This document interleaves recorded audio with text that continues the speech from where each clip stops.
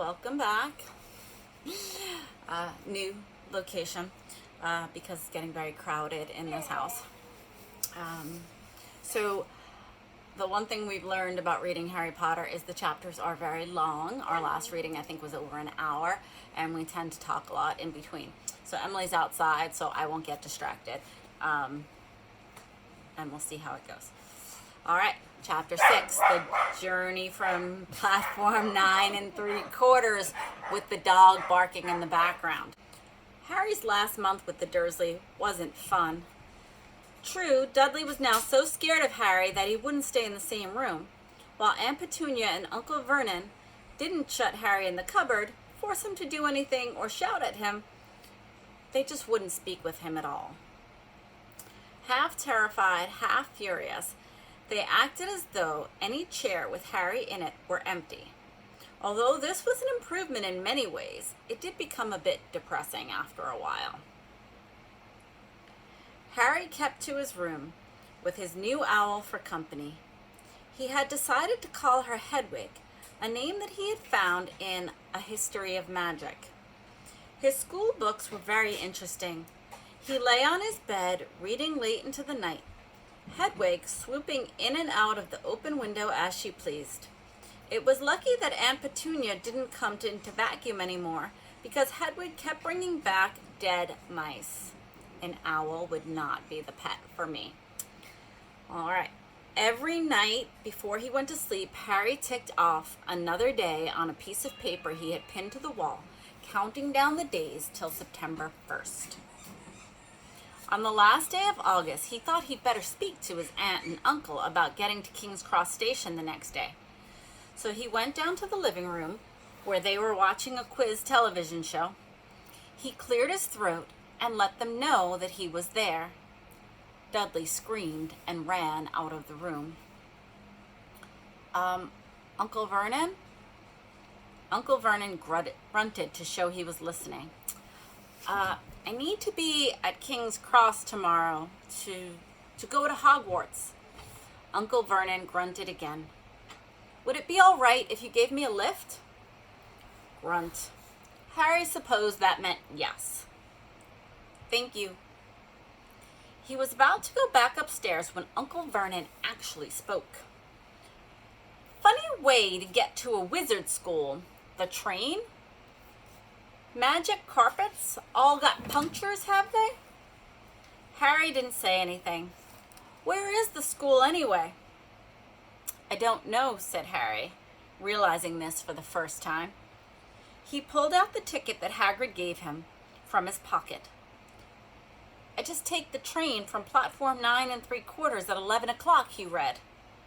His aunt and uncle stared. Platform what? 9 3/4? Don't talk rubbish, said Uncle Vernon. There is no platform 9 3/4. It's on my ticket. Barking, said Uncle Vernon. Howling mad, the lot of them. You'll see.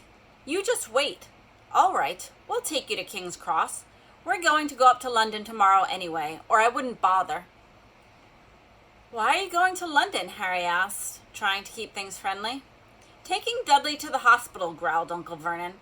Got to have that ruddy tail removed before he goes to Smeltings. Harry woke at 5 o'clock the next morning and was too excited and nervous to go back to sleep. He got up and pulled on his jeans because he didn't want to walk to the station in his wizard robes. He'd change on the train. He checked his Hogwarts list yet again to make sure he had everything he needed, saw that Hedwig was safely shut in her cage, and then paced the room, waiting for the Dursleys to get up. 2 hours later, Harry's huge, heavy trunk had been loaded into the Dursleys' car. Aunt Petunia had talked Dudley into sitting next to Harry, and they had set off. They reached King's Cross at 10:30. Uncle Vernon dumped Harry's trunk onto a cart and wheeled it into the station for him. Harry thought this was strangely kind until Uncle Vernon stopped dead, facing the platform with a nasty grin on his face. Well, there you are, boy. Platform 9, platform 10. Your platform should be somewhere in the middle, but they don't seem to have it, do they? He was quite right, of course. There was a big plastic number 9 over the platform and a big plastic number 10 over the one next to it. And in the middle, there was nothing at all. "Have a good term," said Uncle Vernon with an even nastier smile. He left without another word. Harry turned and saw the Dursleys drive away. All three of them were laughing. Harry's mouth went rather dry. What on earth was he going to do? He was starting to attract a lot of funny looks because of Hedwig. He'd have to ask someone. He stopped a passing guard, but didn't dare mention platform 9 3/4. The guard had never heard of Hogwarts, and when Harry couldn't even tell him what part of the country it was in, he started to get annoyed, as though Harry was being stupid on purpose. Getting desperate, Harry asked for the train that left at 11 o'clock. But the guard said there wasn't one. In the end, the guard strode away, muttering about time wasters. Harry was trying hard not to panic. According to the large clock over the arrivals board, he had 10 minutes left to get on the train to Hogwarts, and he had no idea how to do it. He was stranded in the middle of the station with a trunk he could hardly lift, a pocket full of wizard money, and a large owl. Hagrid must have forgotten to tell him something that you had to do, like tapping the 3rd brick on the left to get into Diagon Alley. He wondered if he should get out his wand and start tapping the ticket inspector's stand between platforms 9 and 10. At that moment, a group of people passed just behind him, and he caught a few words of what they were saying. Packed with muggles, of course. Harry swung around. The speaker was a plump woman who was talking to 4 boys, all with flaming red hair. Each of them was pushing a trunk like Harry's in front of him, and they each had an owl. Heart hammering, Harry pushed his cart after them. They stopped, and so did he, just near enough to hear what they were saying. "Now what's the platform number?" the boy's mother asked. 9 3/4, piped a small girl, also red-headed, who was holding her hand. "Mom, can I go?" "You're not old enough, Ginny. Now be quiet." "All right, Percy, you go first." What looked like the oldest boy marched towards platforms 9 and 10. Harry watched, careful not to blink in case he missed it.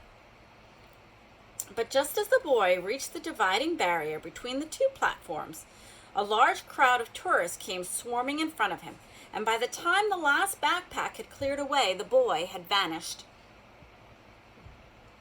"Fred, you're next," the plump woman said. "I'm not Fred. I'm George," said the boy. "Honestly, woman, you call yourself our mother. Can't you tell that I'm George?" "Sorry, George, dear." "Only joking. I'm Fred," said the boy, and off he went. His twin called after him to hurry up, and he must have done so because a second later he had gone. But how had they done it? Now the 3rd brother was walking briskly towards the barrier and almost there, and then, quite suddenly, he wasn't anywhere. There was nothing else for it. "Excuse me," Harry said to the plump woman. "Hello, dear," she said. "First time at Hogwarts? Ron's new, too." She pointed at the last and youngest of her sons. He was tall, thin, and gangly, with freckles, big hands, big feet, and a long nose. "Yes," said Harry. The thing is,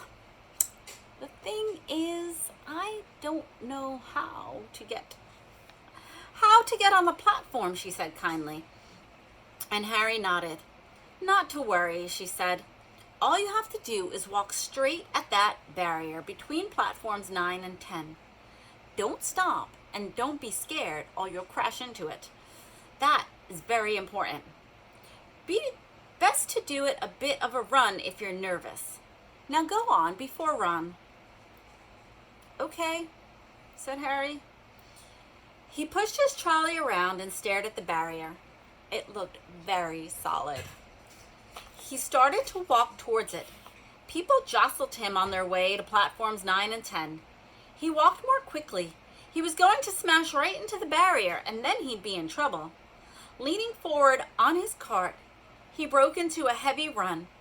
The barrier was coming nearer and nearer. He wouldn't be able to stop. The cart was out of control. He was a foot away. He closed his eyes, ready for a crash. It didn't come. He kept running. He opened his eyes. A scarlet steam engine was waiting next to the platform packed with people. A sign overhead said Hogwarts Express, 11 o'clock. Harry looked behind him and saw a wrought iron archway where the barrier had been, with the words platform 9 3/4 on it. He had done it. Smoke from the engine drifted over the heads of the chattering crowd, while cats of every color wound here and there in between their legs. Owls hooted to one another in a disgruntled sort of way over the babble and the scraping of heavy trunks. The first few carriages were already packed with students, some hanging out the window to talk with their families, some fighting over seats. Harry pushed his cart off down the platform in search of an empty seat. He passed a round-faced boy who was saying, "Gran, I've lost my toad again." "Oh, Neville," he heard the woman sigh. A boy with dreadlocks was surrounded by a small crowd. "Give us a look, Lee. Go on." The boy lifted the lid of the box in his arms, and the people around him shrieked and yelled at something inside as it poked out a long, hairy leg. It's a good kind of stop and think place, thinking about what's inside this box that this boy has. I'm thinking that they're all allowed to have pets, and we know that they have cats and owls and toads, and maybe there's a pet with a long hairy leg that we can think about. Harry pressed on through the crowd until he found an empty compartment near the end of the train. He put Hedwig inside first, and then started to shove and heave his trunk toward the train. He tried to lift it up the steps, but he could barely raise one end, and twice he dropped it painfully on his foot. "Want a hand?" It was one of the redhead twins he'd followed through the barrier. "Yes, please," Harry panted. "Why, Fred, come here and help."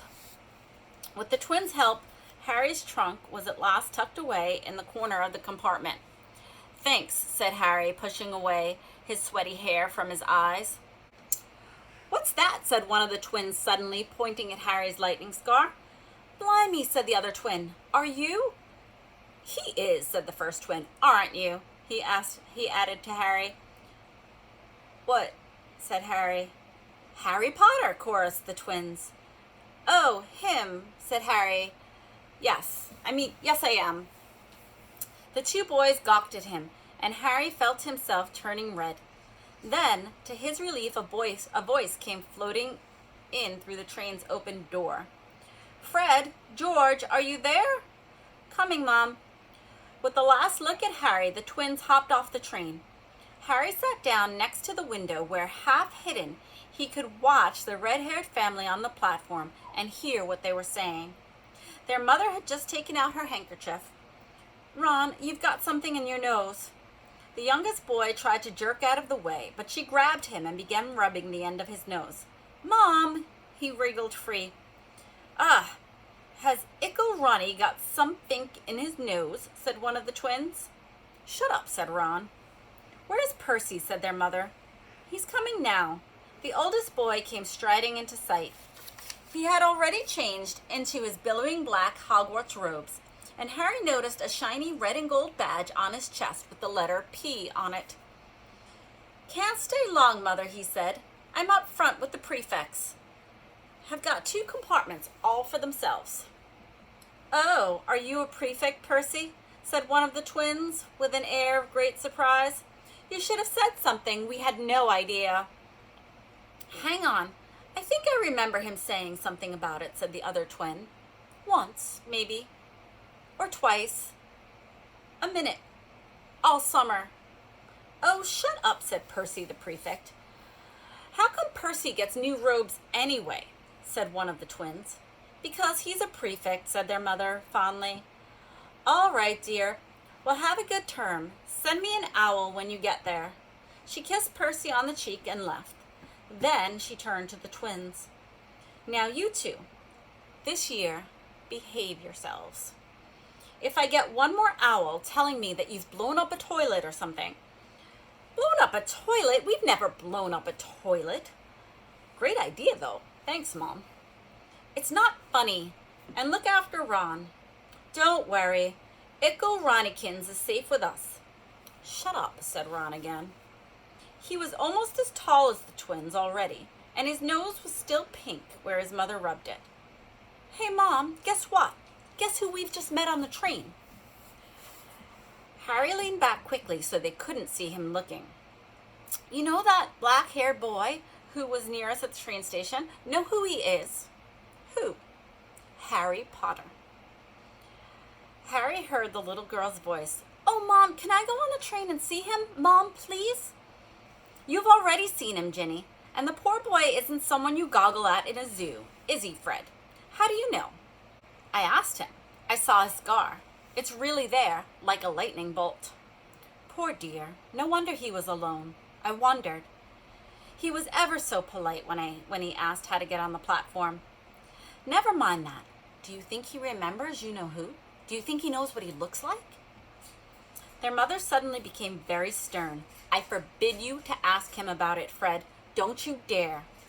As though he needs reminding of that on the first day of school. All right, keep your hair on. A whistle sounded. Hurry up, their mother said, and the three boys clambered on the train. They leaned out the window for her to kiss them goodbye, and their younger sister began to cry. Don't, Ginny. We'll send you loads of owls. We'll send you a Hogwarts toilet seat. George, I'm only joking, Mom. The train began to move. Harry saw the boys waving at their mother, and the mother and sister waving back, half laughing, half crying, running to keep up with the train until it gathered too much speed. Then they fell back and waved. Harry watched the girl and her mother disappear as the train rounded the corner. Houses flashed past the window. Harry felt a great leap of excitement. He didn't know what he was going to, but it had to be better than what he was leaving behind. The door of the compartment slid open, and the youngest red-headed boy came in. Anyone sitting here? He asked, pointing to a seat opposite of Harry. Everywhere else is full. Harry shook his head, and the boy sat down. He glanced at Harry, and then he looked quickly out the window, pretending that he hadn't looked. Harry saw that he still had a black mark on his nose. Hey, Ron. The twins were back. Listen, we're going down to the middle of the train. Lee Jordan's got a giant tarantula down there. Ah, that's the big hairy leg in the box. Right, mumbled Ron. Harry, said the other twin. Did we introduce ourselves? Fred and George Weasley. And this is Ron, our brother. We'll see you later, then. Bye, said Harry and Ron. The twins slid the compartment door shut behind them. Are you really Harry Potter? Ron blurted out. Harry nodded. Oh, well, I thought it might be one of Fred and George's jokes, said Ron. And have you really got, you know? He pointed to Harry's forehead. Harry pulled his bangs back to show him the lightning scar. Ron stared. So that's where you know who? Yes, said Harry, but I can't remember it. Nothing? Ron said eagerly. Well, I remember a lot of green light, but nothing else. Wow, said Ron. He sat and stared at Harry for a few moments. Then, as though he had suddenly realized what he was doing, he quickly looked out the window again. Are all of your family wizards? Asked Harry, who found Ron just as interesting as Ron found him. Yes, I think so, said Ron. I think my mom's got a second cousin who's an accountant, but we never talk about him. So, you must know loads of magic already. The Weasleys were clearly one of those old wizarding families the pale boy in Diagon Alley had talked about. "I heard you went to live with Muggles," said Ron. "What are they like?" "Horrible." "Well, not all of them. My aunt and uncle and cousin are, though. I wish I had 3 wizard brothers." "5," said Ron. For some reason, he was looking gloomy. "I'm the 6th in our family to go to Hogwarts. You could say I've got a lot to live up to. Bill and Charlie have already left. Bill was head boy, and Charlie was a captain of Quidditch. Now Percy's a prefect. Fred and George mess around a lot, but they still get really good marks, and everyone thinks they're really funny. Everyone expects me to do as well as the others, but if I do, it's no big deal, because they did it first. You never get anything new. With 5 brothers, I've got Bill's old robes, Charlie's old wand, and Percy's old rat." Ron reached inside his jacket and pulled out a fat gray rat that was asleep. "His name is Scabbers, and he's useless. He hardly ever wakes up. Percy got an owl from Dad for being made a prefect, but they couldn't I got Scabbers instead." Ron's ears went pink. He seemed to think he'd said too much, because he went back to staring out the window. Harry didn't think that there was anything wrong with not being able to afford an owl. After all, he'd never had any money in his life until about a month ago, and he told Ron so, all about having to wear Dudley's old clothes and never getting proper birthday presents. This seemed to cheer Ron up. "And until Hagrid told me, I didn't know anything about being a wizard, or about my parents, or about Voldemort." Ron gasped. "What?" "What?" said Harry. "You said you know whose name," said Ron, sounding both shocked and impressed. "I thought you, of all people." "I'm not trying to be brave or anything, saying his name," said Harry. "I just never knew you shouldn't. See what I mean? I've got loads to learn. I bet I'm the worst person in the class." This was worrying Harry a lot lately. "You won't be. There's loads of people who come from Muggle families, and they learn quick enough." While they had been talking, the train had carried them out of London. Now they were speeding past fields of cows and sheep. They were quiet for a time, watching the fields and lanes flick past. About 12:30, there was a great clattering outside the corridor. A smiling, dimpled woman slid back the door and said, "Anything off the carts, dears?" Harry, who hadn't had any breakfast, leapt to his feet, but Ron's ears went pink again, and he'd muttered that he'd brought a sandwich from home. Harry went out into the corridor. He had never had money for candy with the Dursleys, and now he had pockets rattling with gold and silver and was ready to buy as many Mars bars as he could carry. But the woman didn't have Mars bars. What she did have were Bertie's Bots, every flavor beans, Drooble's Best blowing gum, chocolate frogs, pumpkin pasties, cauldron cakes, licorice wands, and a number of other strange things that Harry had never seen in his whole life. Not wanting to miss anything, he got some of everything and paid the woman with 11 silver sickles and 7 bronze newts. Did you guys get to do the math that we left for the last one? Just checking. Ron stared as Harry brought it all back into the compartment and tipped it onto an empty seat. "Hungry, are you?" "Starving," said Harry, taking a large bite of the pumpkin pasty. Ron had taken out a lumpy package and unwrapped it. There were 4 sandwiches inside. He pulled one of them apart and said, "She always forgets I don't like corned beef." "Swap you for one of those," said Harry, holding up a pasty.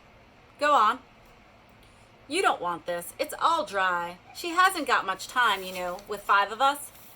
"Go on, have a pasty," said Harry, who would never have had anything to share before, or indeed anyone to share anything with. It's a nice feeling, sitting there with Ron, Eating their way through all of Harry's pastries, cakes, and candies, the sandwiches lay forgotten. "What are these?" Harry asked Ron, holding up a pack of chocolate frogs. "They're not really frogs, are they?" He was starting to feel as though nothing would surprise him. "No," said Ron. "But see what the card is. I'm missing Agrippa." "What?" "Oh, of course. You wouldn't know. Chocolate frogs have cards inside them, to collect. Famous witches and wizards. I've got about 500, but I don't have Agrippa or Ptolemy." Harry unwrapped his chocolate frog and picked up the card. It showed a man's face. He wore half-moon glasses, had a long crooked nose, and flowing silver hair, beard, and mustache. Underneath the picture was the name Albus Dumbledore. "So this is Dumbledore," said Harry. "Don't tell me you've never heard of Dumbledore," said Ron. "Can I have a frog? I might get Agrippa. Thanks." Harry turned over the card and read, "Albus Dumbledore, currently headmaster of Hogwarts, considered by many to be the greatest wizard of modern times. Dumbledore is particularly famous for his defeat of the Dark Wizard of Grindelwald in 1945, for the discovery of the 12 uses of dragon blood, and his work on alchemy with his partner Nicholas Flamel. Professor Dumbledore enjoys chamber music and 10-pin bowling." Harry turned the card back over and saw, to his astonishment, that Dumbledore's face had disappeared. "He's gone." "Well, you can't expect him to hang around all day," said Ron. "He'll be back." "No, I've got Morgana again, and I've got about 6 of her. Do you want it? You can start collecting." Ron's eyes strayed to the pile of chocolate frogs waiting to be unwrapped. "Help yourself," said Harry. "But, in the Muggle world, people just stay in their photos." "Do they? What, they don't move at all?" Ron sounded amazed. "Weird." Harry stared as Dumbledore sidled back into the picture of his card and gave a smile. Ron was more interested in eating the frogs than looking at the famous witches and wizard cards, but Harry couldn't keep his eyes off of them. Soon he not only had Dumbledore and Morgana, but Hengist of Woodcroft, Alberic Grunion, Sorcerer, Paracelsus, and Merlin. There's a lot of new names in that list. He finally tore his eyes from the druidess Cleodona, who was scratching her nose, to open a bag of Bertie's Bots, every flavor beans. "You want to be careful with those," Ron warned Harry. "When they say every flavor, they mean every flavor. You get all the ordinary ones like chocolate and peppermint and marmalade, but then you get spinach and liver and tripe. George reckons he had a booger-flavored one once." Ron picked up the green beans, looked at it carefully, and bit into the corner. "Ah, sprouts." They had a good time eating the every-flavored beans. Harry got toast, coconut, baked beans, strawberry, curry, grass, coffee, sardine, and was even brave enough to nibble at the end of a funny gray one that Ron wouldn't touch, which turned out to be pepper. The countryside was now flying past the windows and becoming wilder. The near fields had gone. Now they were in the woods, twisting rivers, dark green hills. There was a knock at the door of their compartment, and the round-faced boy that Harry had passed on platform 9 3/4 came in. He looked tearful. Sorry, he said. "But have you seen a toad at all?" When they shook their heads, he wailed, "I've lost him. He keeps getting away from me." "He'll turn up," said Harry. "Yes," said the boy miserably. "Well, if you see him..." He left. "I don't know why he's so bothered," said Ron. "If I bought a toad, I'd lose it as quickly as I could. Mind you, I bought Scabbers, so I can't talk." The rat was still snoozing on Ron's lap. "He might have died, and you wouldn't have known the difference," said Ron in disgust. "I tried to turn him yellow yesterday to make him more interesting, but the spell didn't work. I'll show you, look."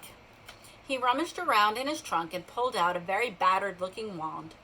It was chipped in places, and something white was glinting at the end of it. Unicorn's hair nearly poking out. Anyway, he had just raised his wand to the compartment door, and it slid open again. The toadless boy was back, but this time he had a girl with him.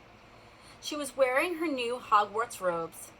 "Has anyone seen a toad? Neville's lost one," she said.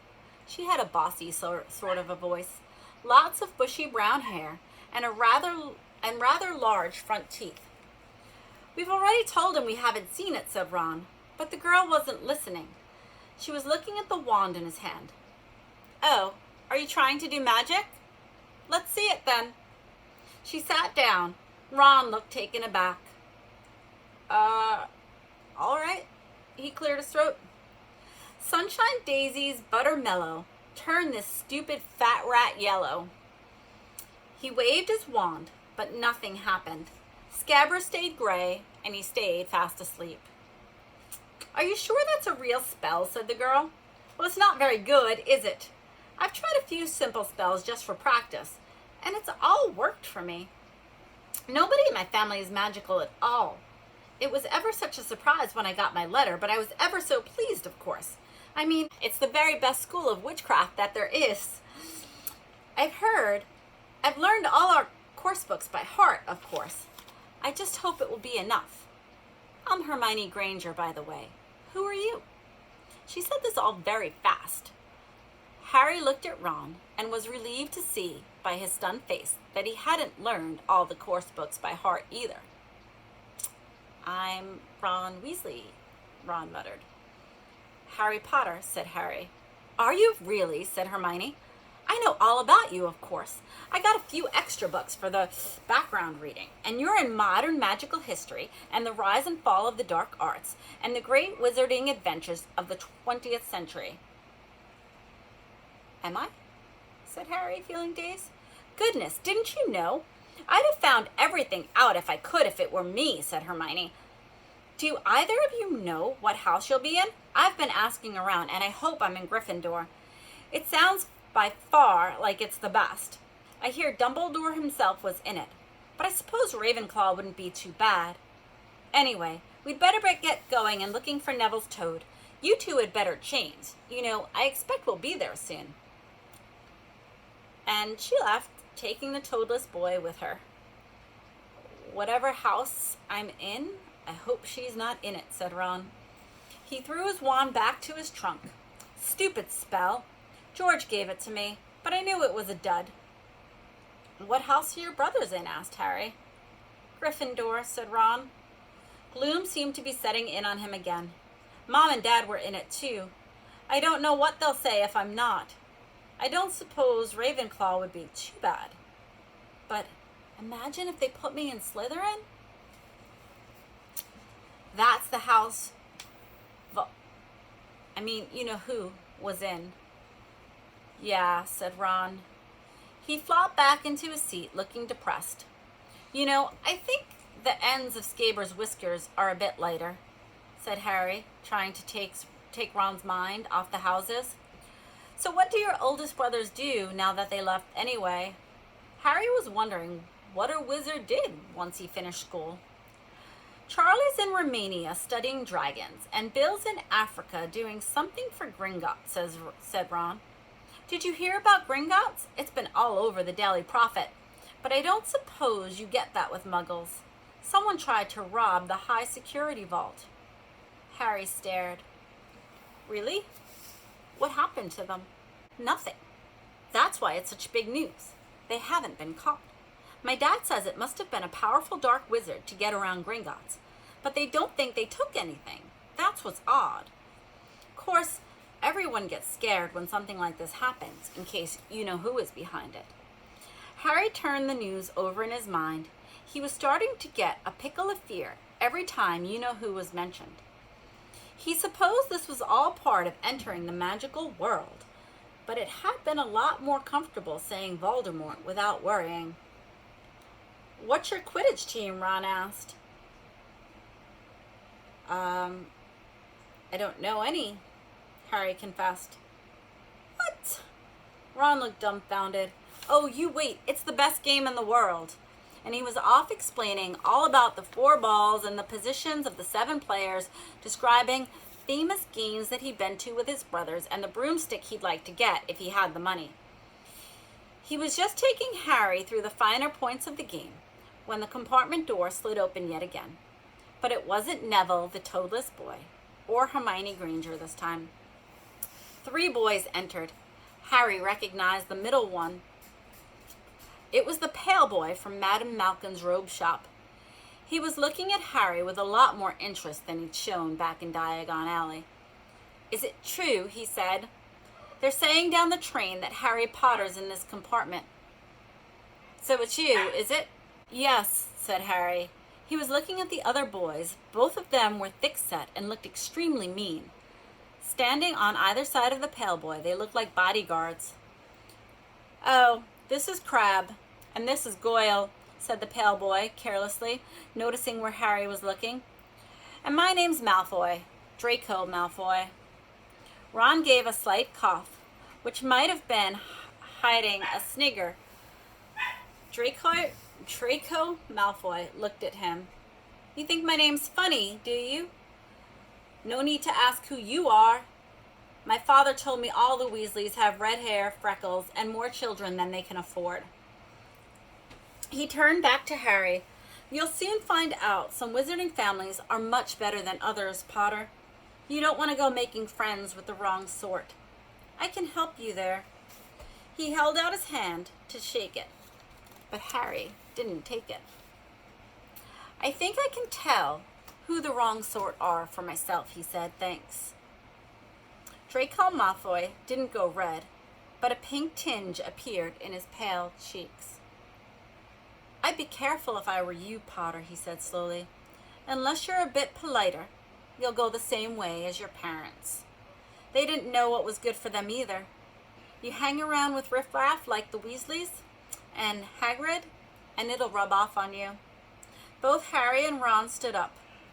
"Say that again," Ron said, his face as red as his hair. "Oh, you're going to fight us, are you?" Malfoy sneered. "Unless you get out now," said Harry more bravely than he felt, because Crabbe and Goyle were a lot bigger than him or Ron. "But we don't feel like leaving, do we, boys? We've eaten all our food and still seem to have some." Goyle reached towards the chocolate frogs next to Ron. Ron leapt forward, but before he'd so much as touched Goyle, Goyle let out a horrible yell. Scabbers the rat was hanging off his finger. Sharp little teeth sunk deep into Goyle's knuckle. Crabbe and Malfoy backed away as Goyle swung Scabbers around and around, howling, and when Scabbers finally flew off and hit the window, all 3 of them disappeared at once. Perhaps they thought there were more rats lurking among the sweets, or perhaps they heard footsteps, because a second later Hermione Granger came in. "What has been going on?" She looked at all the sweets all over the floor and Ron picking up Scabbers by his tail. "I think he's been knocked out," Ron said to Harry. He looked a bit closer at Scabbers. "No, I don't believe it. He's gone back to sleep." And so he had. "You've met Malfoy before?" Harry explained about their meeting in Diagon Alley. "I've heard his family," said Ron darkly. "They were some of the first to come back to our side after you-know-who disappeared. Said they'd been bewitched. My dad doesn't believe it. He says Malfoy's father didn't need an excuse to go over to the dark side." He turned to Hermione. "Can we help you with something?" "You'd better hurry up and put your robes on. I've just been up to the front to ask the conductor, and he says we're nearly there. You've been fighting, haven't you? You'll be in trouble before we even get there." "Scabbers has been fighting, not us," said Ron, scowling at her. "Would you mind leaving while we change?" "All right. I only came here because the people outside are behaving very childishly, racing up and down the corridors," said Hermione in a sniffy voice. "And you've got dirt on your nose, by the way. Did you know that?" Ron glared at her as she left. Harry peered out of the window. It was getting dark. He could see mountains and forests under a deep purple sky. The train did seem to be slowing down. He and Ron took off their jackets, pulled on their long black robes. Ron's were a bit short for him. You could see his sneakers underneath them. A voice echoed through the train. We'll be reaching Hogwarts in 5 minutes' time. Please leave your luggage on the train. It will be taken to the school separately. Harry's stomach lurched with nerves, and Ron, he saw looking pale under his freckles. They crammed their pockets with the last of the sweets and joined the crowd in the thronging corridor. The train slowed right down and finally stopped. People pushed their way toward the door and out on a tiny dark platform. Harry shivered into the cold night air. Then a lamp came bobbing out over the heads of the students, and Harry heard a familiar voice. First years over here. All right there, Harry? Hagrid's big face beamed beneath the sea of heads. Come on, follow me. Any more first years? Mind your step now. First years, follow me. Slipping and stumbling, they followed Hagrid down what seemed to be a steep, narrow path. It was so dark on either side of them that Harry thought there must be thick trees there. Nobody spoke much. Neville, the boy who kept losing his toad, sniffled once or twice. You'll get your first years to Hogwarts. You'll get your first sight of Hogwarts in a second, Hagrid called over his shoulder. Just round the bend here. There was a loud ooh. The narrow path opened suddenly onto the edge of a great black lake. Perched atop high mountains on the other side, its windows sparkling in the starry night, was a vast castle with many turrets and towers. No more than 4 to a boat, Hagrid called, pointing to a fleet of little boats in the water by the shore. Harry and Ron were followed into their boats by Neville and Hermione. Everyone in, shouted Hagrid, who had a boat all to himself. All right, then, forward. And the fleet of little boats moved off all at once, gliding across the lake, which was smooth as glass. Everyone was silent, staring up at the great castle overhead. It towered over them as they sailed nearer and nearer to the cliff on which it stood. Heads down, yelled Hagrid as the first boats reached the cliff. They all bent their heads, and the little boats carried them through a curtain of ivy that hid a wide opening in the cliff's face. They were carried along a dark tunnel which seemed to be taking them right to the underneath of the castle, until they reached a kind of underground harbor where they clambered out onto the rocks and the pebbles. Oh, you're there. Is that your toad? Said Hagrid. Trevor, cried Neville blissfully, holding out his hands. Then they clambered up a passageway in the rock after Hagrid's lamp, coming out at last onto a smooth, damp grass right in the shadow of the castle. They walked up a flight of stone steps, crowded around the huge oak front door. Everyone here? You there? Still got your toad? Hagrid raised a gigantic fist and knocked 3 times on the castle door. All right, so lots of new stuff happened. Harry is finally at Hogwarts. He met some new people. Sounds like they might wind up being his new friends.